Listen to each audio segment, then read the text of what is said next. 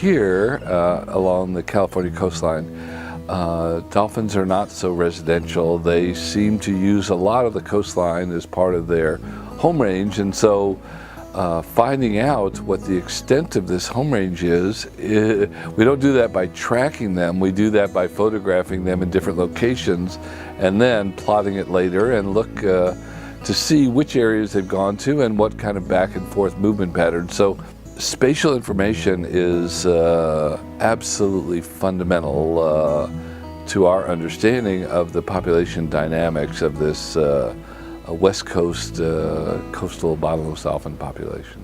One thing we've done to expand our ability to collect this data is to involve the public as citizen scientists.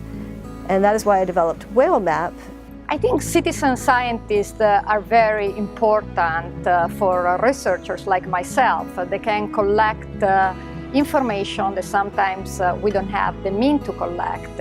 And to have a GPS position, to have the species they are looking to see, and to have this data back in our lab help us to better understand what's going on with this animal. We can get information about their behavior, their distribution, also information about some of the anthropogenic dangers that they can face.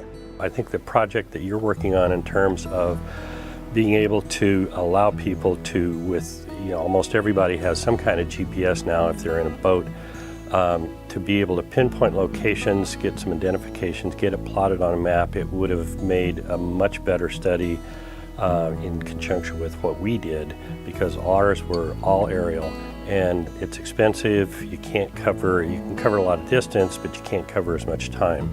And so having a lot of citizen observers out there that are happy to report sightings like this, it really fills in the picture quite a bit.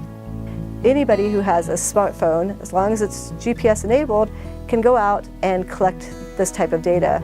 So they can start their trip, it'll track where they're going, they can record every sightings that they see, and it's very user-friendly, so they can just say that it's a whale and then choose which species, and provide the information that as researchers we need in terms of how many there are, what the behavior is, and even add photographs that could potentially be used to identify the animals.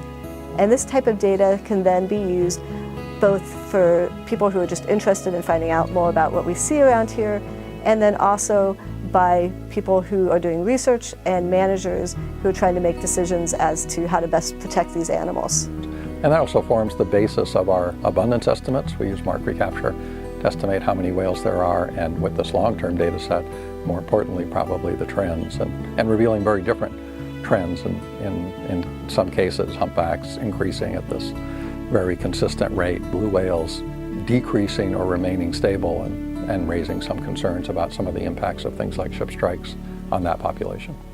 My research requires a lot of effort in terms of people being out there to see the animals and record the data. And so I've been very fortunate to get assistance from volunteers. They come out and are able to participate in the research and really contribute to our data collection and analysis. It's been a really essential part of the success of this project.